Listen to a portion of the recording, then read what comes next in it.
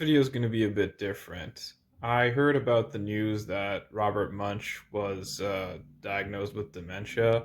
I just want to talk about my relationship with Robert Munsch.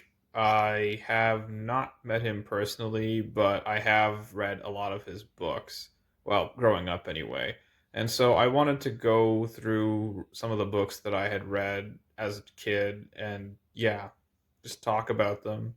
I think my first introduction to Robert Munsch's books was through 50 Below Zero. It's about this kid, Jason, who has to take care of his dad because his dad is a somnambulist, a sleepwalker. He keeps waking Jason up, and then they find him in different areas of the house, and then going outside, he has to, rescue his dad before he freezes himself.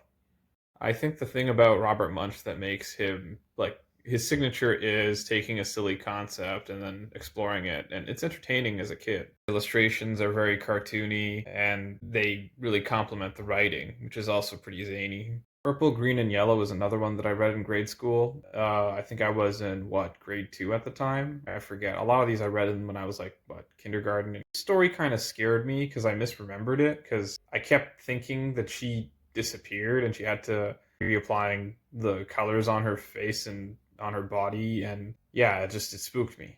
Growing up, we went school supply shopping a lot, but no one really taught us how to use colors and markers the way you would learn it if you were in, like, I don't know, high school or even middle school.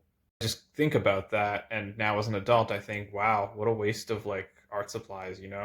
I had all these like art supplies, these pencil crayons and these markers, and then I'd keep scribbling on them. Like I was making tornadoes. I remember I did that a lot because I was a fan of Beyblade. Dragoon and Beyblade, he made a lot of twisters or whatever. It just really makes you think. But I guess the theme of the story is really about, just coveting, and not only that, but just impulsive buys. That's just my impressions, of course. The story's weird. Girl Robin, she finds a baby in a hole and she's looking for its parents or for someone to take care of the baby. And I guess it has, like, as an adult, there's an ironic quality to it because it's kind of a dark premise, right? It's not taken that seriously. In any other story, I'd feel bad for the baby, but there's a happy ending. It makes you sad. I mean, a baby doesn't need to have a use to be, wanted. It doesn't need to be productive. It doesn't need to be constructive, I guess. So maybe that's the lesson in this. Dark is a weird story. It's this encompassing mass that grows out of control. If it wasn't a kid's story, I think the theme would be about gluttony. If I have the time, I'll go through as much of the catalog as I can and try to read every single Robert Munsch book. You ever wanted to do some sort of reading challenge like that? Pretty sure I read Aaron's Hair back in grade two. Well, we read it as a class anyway. Aaron basically tells his hair to go away, and his hair runs away, and it tries to find a new home, and then Aaron has to chase it down. Seeing a pattern in Robert Munsch books where a lot of them are about kids and about how like impulsive they can be, and then the regret from that impulse when they try to like rectify things. I'm also noticing a theme about kids and their body image. I think that that's a constant in a lot of these books. Stephanie's ponytail is pretty similar in that regard. Stephanie wants to, wear her hair a certain way. People just keep calling her stupid for it, poor girl, and, just leave her alone, man. Stephanie has this sense of self respect, and she has a healthy sense of ego, I guess, or a healthy sense of self image anyway. I think the message here is to be different, not to care what other people think. These are all very healthy messages for kids, and even now into your adult years. Cookies. How do you say that? I like this book because Christopher is like this compulsive trickster. He's pranking his family, and then tries to prank the school, and then he gets pranked back, and he learns some empathy from that.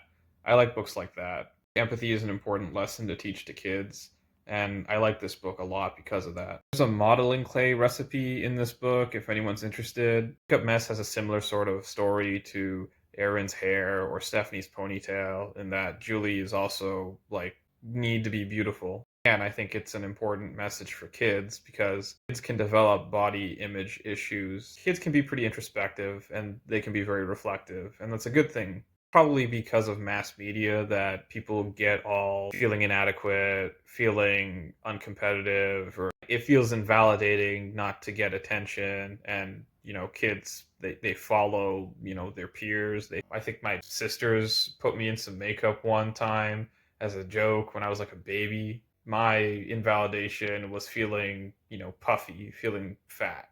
And, you know, I had to work out like in my teen and adult years. And I think I'm a lot more comfortable with my body image.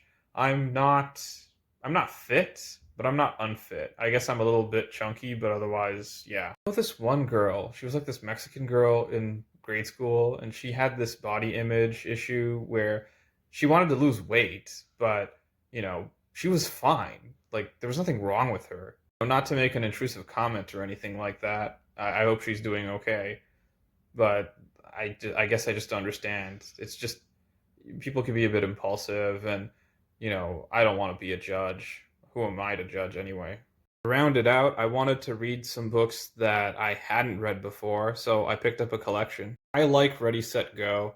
I think it's the story that I needed to read as a kid, but I didn't actually read it until like now. I think I was the kind of kid that was, well, pretty fickle. I mean, a lot of kids are, and I wanted to be more disciplined even then, like with studies, get better at grades and be competitive, be able to work out and be strong amongst my peers. I think this is a positive story to tell your kids, and I recommend it. This story makes me miss snow days and pizza days, going to elementary school, grade school, having those.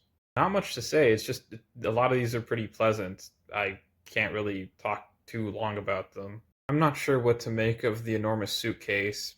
Kelsey needs to travel between her mom and dad's house, and she needs to pack her bags. And yeah, she might have a little bit of an issue on the bus, but yeah, it is what it is. Bear for Breakfast is about Donovan who wants to eat a bear in lieu of wanting to eat something normal.